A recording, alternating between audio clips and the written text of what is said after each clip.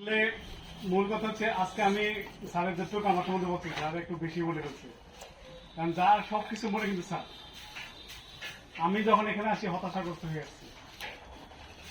আমি একেবারে আমি একটা ডিফেন্স চাকরি করতাম, চাকরি ছেলে এসে আমি 3 মাস বেকার ছিলাম। 3 মাসের বেকার তো কাকে বলে আমার চেয়ে বেশি মনে আর কেউ উপলব্ধি করতে পারবে না।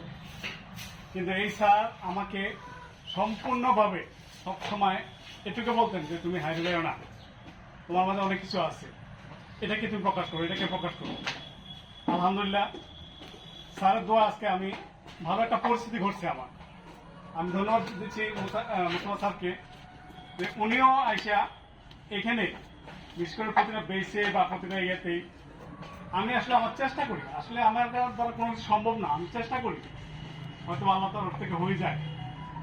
তো আমি আপনাদের কাছে আহ্বান করবো, আমি আজকে যে একটা পরিস্থিতি করছি মূল কেন্দ্র কিন্তু বা আমার হোম কিন্তু যুব উন্নয়ন, এটাকে ধারণ করে আমি আজকে আগাচ্ছি। যেখানে যাচ্ছি আমি কিন্তু আগে এটাকে স্মরণ করতেছি।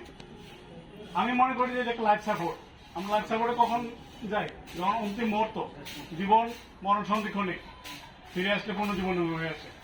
আমি আশা করি আপনাদের এই যুব উন্নয়ন যুব প্রশিক্ষণ কেন্দ্র আপনাদের সেই এরকম একটা লাইফ সাপোর্ট। আশা করি আপনারা এখান থেকে কেউ বিফল হবেন না, নিজেরা নিজেদের আত্মকর্মসংস্থান তৈরি করবেন, পাশাপাশি সমাজের এবং রাষ্ট্রের সেবা করতে পারবেন। সুযোগ আছে, অপরচুনিটি আছে, অনেক আছে। এই স্যারের কারণেই আমি যুব সংগঠন করেছি, ইভেন আমি জেলা শ্রেষ্ঠ যুব সংগঠক হয়েছি, ইভেন 17টা উপজেলার সকল কর্মকর্তাকে নিয়ে আপনার যুব উন্নয়নের অধিদপ্তরের ডিজি আসার কথা ছিলেন, উনি আসতে পারেন না, ওনার প্রতিনিধি পাঠিয়েছেন। Even 3 department livestock, agriculture, fisheries এদেরকেও নিয়ে আমরা এই সংগঠন উদ্বোধন করেছি। তো যাই হোক, এই সম্পূর্ণ কিন্তু এমতা স্যার যদি আমাকে এবার উদ্বোধন না করতেন আমি আজকে এতটা নিজেকে ইউটিলাইজ করতে পারতাম না।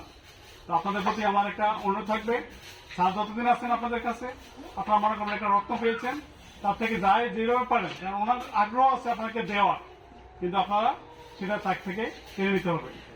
তো ধন্যবাদ আপনাদেরকে, আবার স্বাগত জানাচ্ছি কুমিল্লাতে। ধন্যবাদ আপনাদেরকে।